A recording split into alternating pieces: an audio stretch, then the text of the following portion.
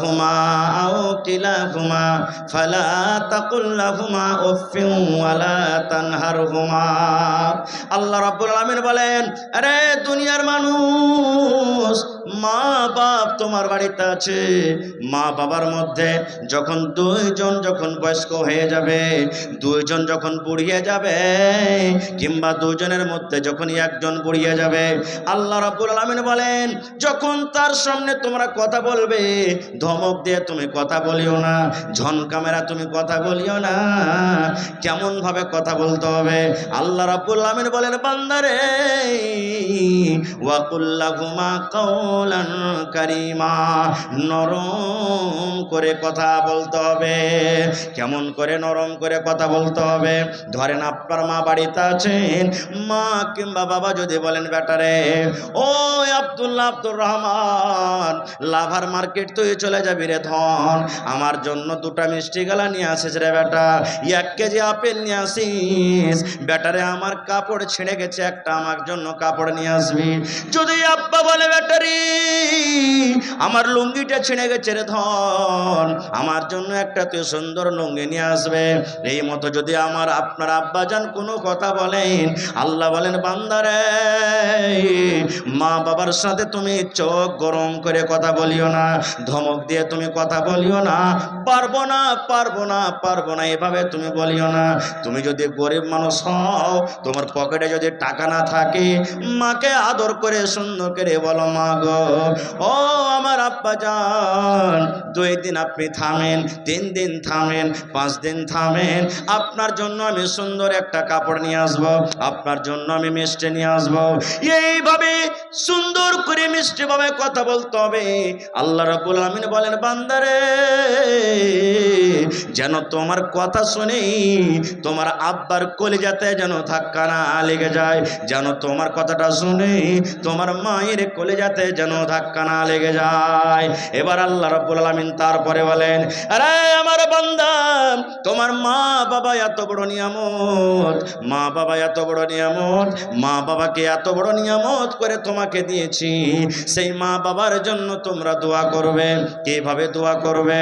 রব্বির হামহুমা কামা রাব্বায়ানি সগীরা, পড়েন মনে মনে, রব্বির হামহুমা কামা রাব্বায়ানি সগীরা। আয় আল্লাহ, তুমি আমার মা বাবার পরে ওরকম রহম করো, দয়া করো, যেমন ছোটকালে আমার প্রতি রহম দয়া করেছে। ছোটকালে দয়া করেনি ভাই? রহম করেননি? জোরে বলেন, রহম করেছেন না করেননি? রহম করেছেন। কিভাবে রহম করেছেন? ওরে সুবহানাল্লাহ, যখন দুনিয়াতে আমরা এসেছি, আমাদের মুখে কথা ছিল না, শুধু কান্না ছাড়া, কান্না ছাড়া কোনো কথা মাকে মা বলে ডাকতে পারতাম না। ও মা ভোক লেগেছে খেতে দাও, মা পায়খানা করেছি কিংবা পায়খানা করব, এই মতো আমরা কথা বলতে পারতাম না। ওরে সুবহানাল্লাহ, আল্লাহ রাব্বুল আমিন মা বাবাকে আমাদের জন্য এত বড় নিয়ামত দান করেছেন রে বন্ধু।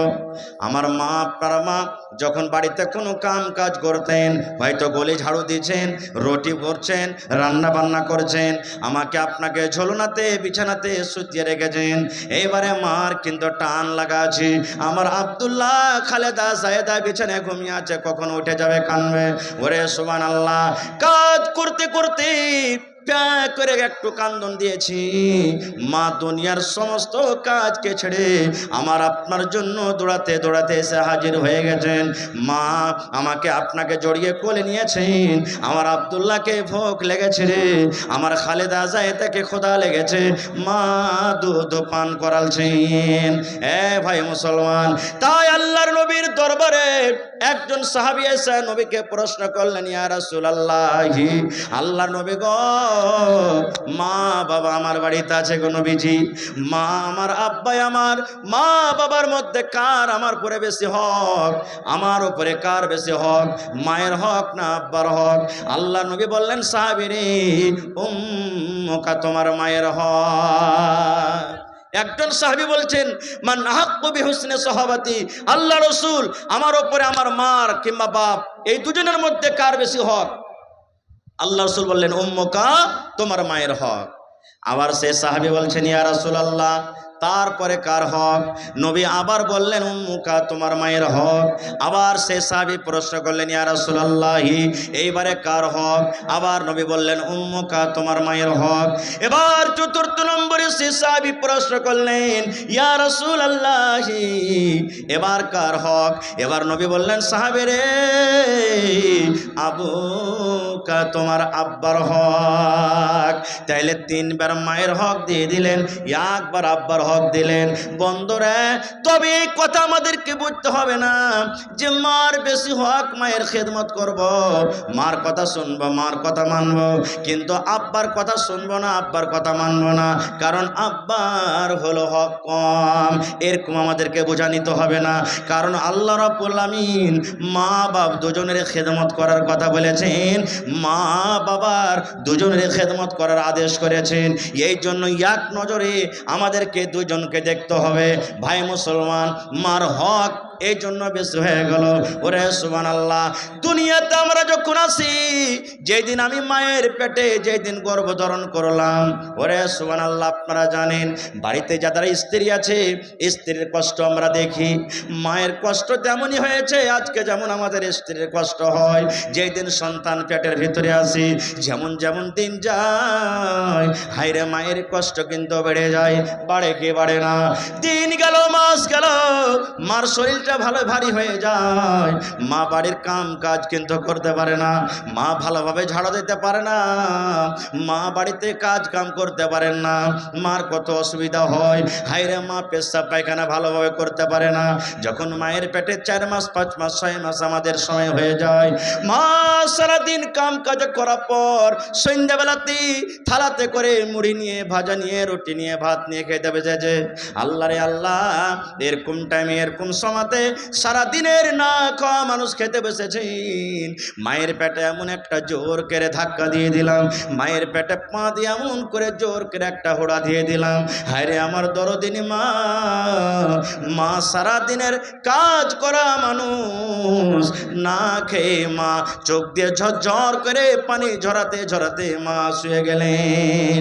শুধু তা নয় রে ভাই, যেদিন দুনিয়াতে আমরা এসেছি, হায় মায়ের কষ্ট এমন এক একটা ব্যথা আছে, মা দোয়া করেন আল্লাহ রে মরে যাওয়া ভালো, কিন্তু এরকম আর কষ্ট আমি সহ্য করতে পারি না রব্বুল আলামিন।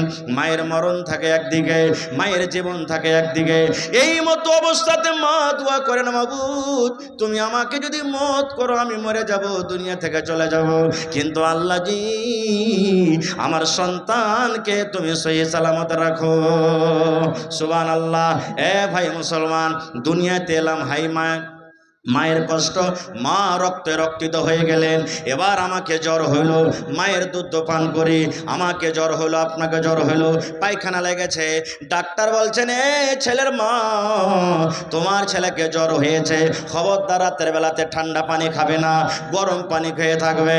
এই ছেলের মা, তোমার ছেলেকে পায়খানা ধরে নিয়েছে, তুমি মাছ মাংস খাবে না, ডিম খাবে না, তোমাকে সবজি দিয়ে তরকারি দিয়ে ভাত খেতে হবে। মুসলমান রে, দুনিয়াতে আমি কষ্ট পেয়েছি, আপনি কষ্ট পেয়েছেন, কিন্তু সাথে সাথে আমার মাও কষ্ট পেয়েছেন। মা ছাড়া দরদে হবে নাই রে দুনিয়ায়, মার মতো দরদে কেউ নাই, মা ছাড়া দরদে হবে নাই রে দুনিয়ায়, মার মতো দরদে কেউ নাই। হায়রে আমার দরদিনী আদরিনী মা, দুঃখে সুখে তুমি আমায় দিলে সান্ত্বনা। হায়রে আমার দরদিনী আদরিনী মা, দুঃখে সুখে তুমি আমায় দিলে সান্ত্বনা। মায়ে বুকেতে জোড়াইয়া আমায় দিল সান্ত্বনা রে মাবুদ, মার মতন দরদে কেউ নাই, মা ছাড়া দরদে হবে নাই রে দুনিয়ায়, মার মতো দরদে কেউ নাই। আমি আমি ব্যথা পাইলে দেখতাম মায়ের চোখে পানি, রাখতো সাদা কাছে কাছে ডাকতো জাদুমণি। আমি ব্যথা পাইলে দেখতাম মায়ের চোখে পানি, রাখতো সাদা কাছে কাছে ডাকতো জাদুমণি।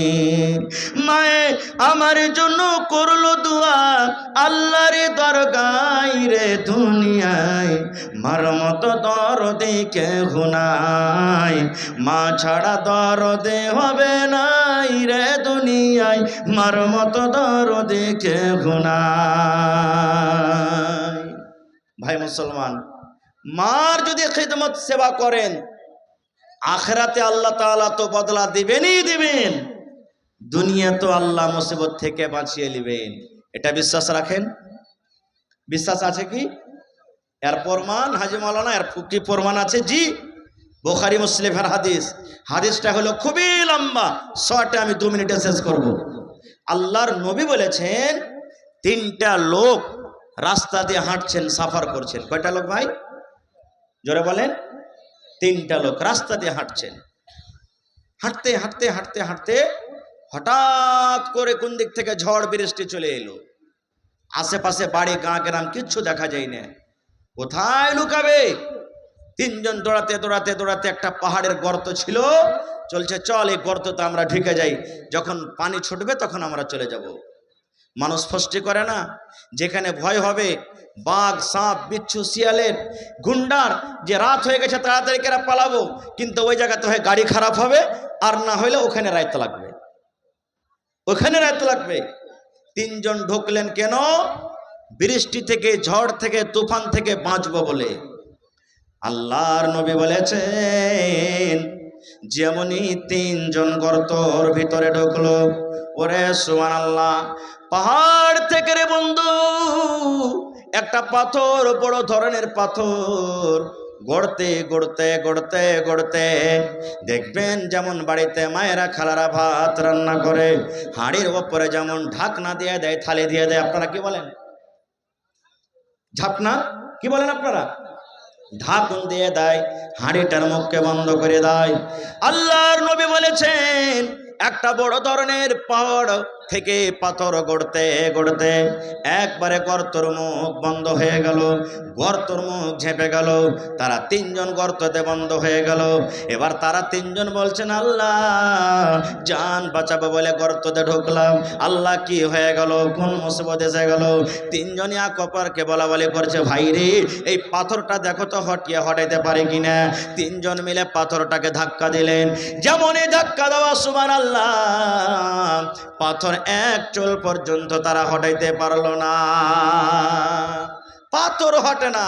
তারা বলছে আল্লাহ এই তো কবর হয়ে গেল আমাদের গর্ত, এখানেই মরে যাব, আর বাড়ি যেতে পারবো না, ঘুরে ছেলে মেয়ের আর মুখ দেখতে পারবো না, আল্লাহ এই জায়গাতে আমাদের মত হয়ে যাবে।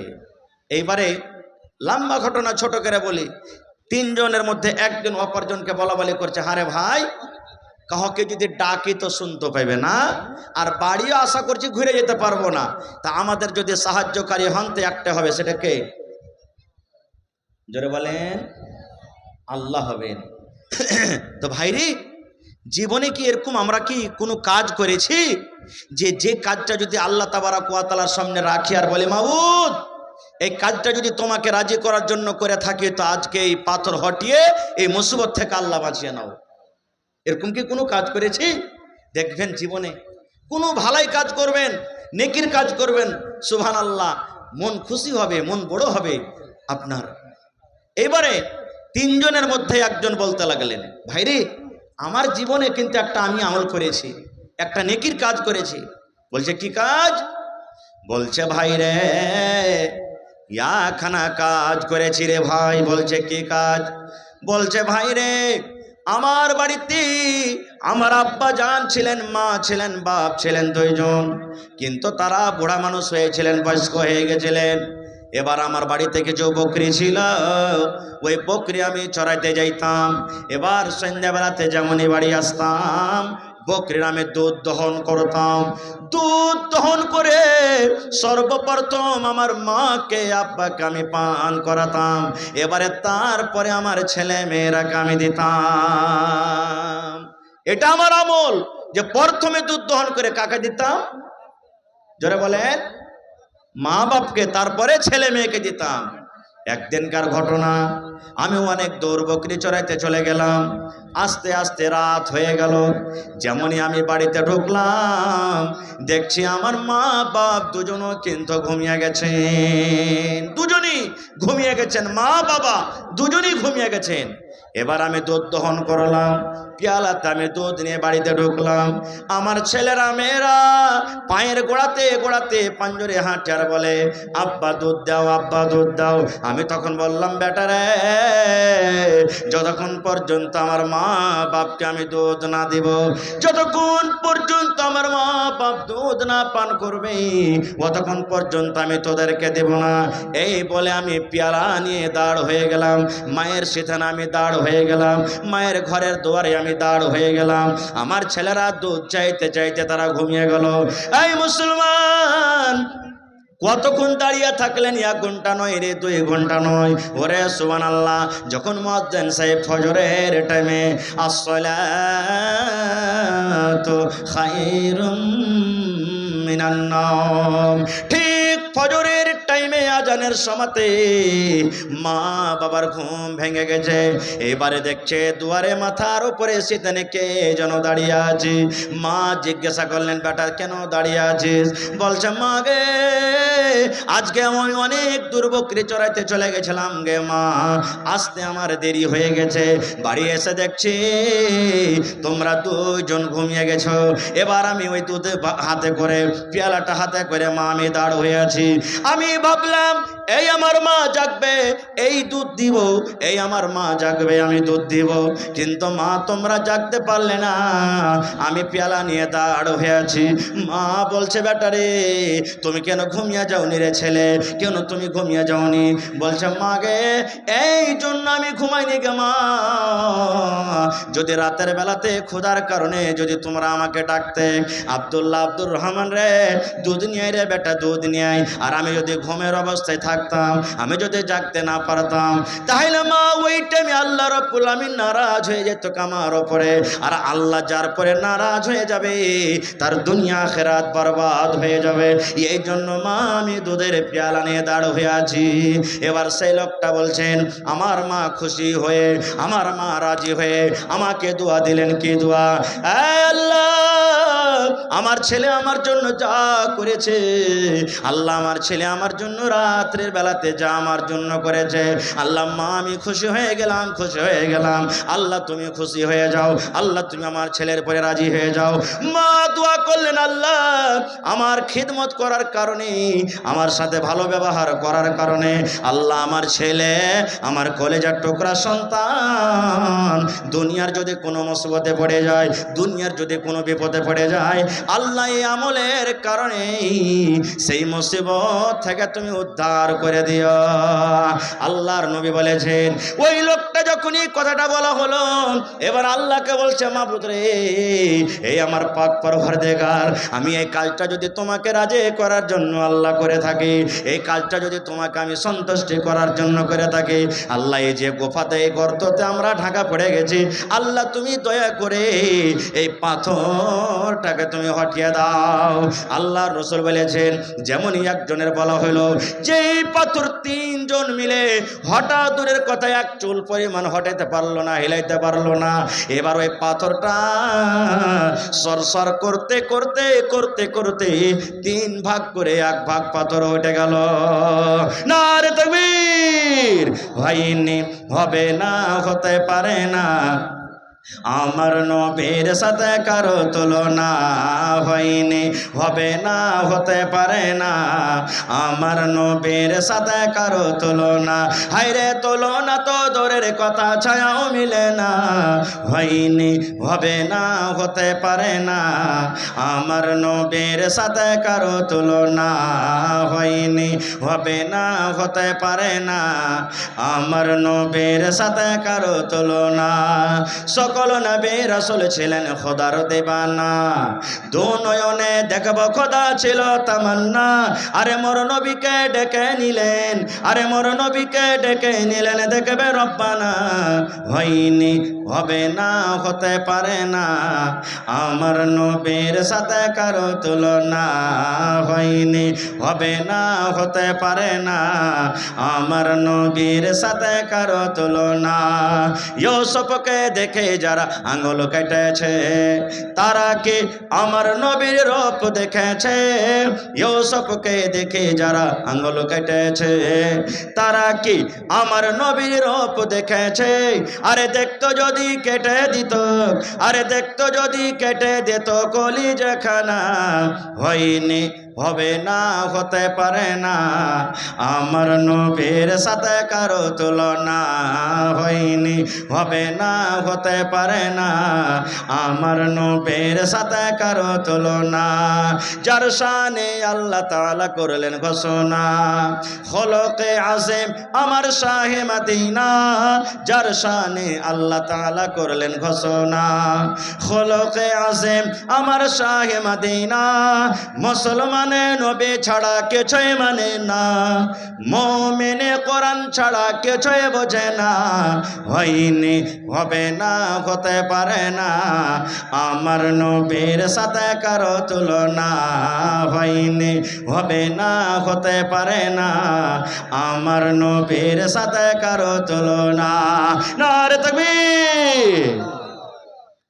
মা বাপ যাদের বেঁচে আছে খিদমত করতে হবে।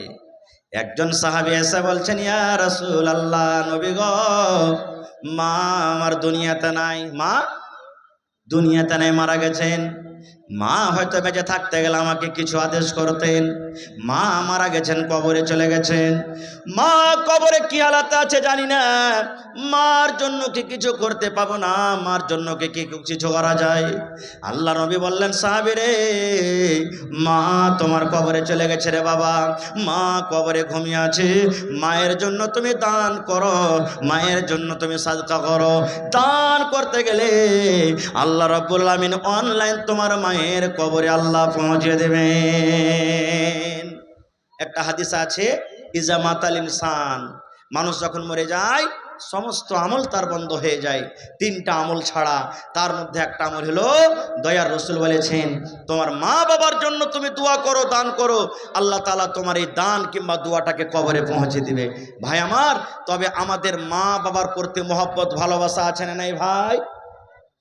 জোরে বলেন, মার প্রতি মহব্বত ভালোবাসা আছে না নেই? আছে।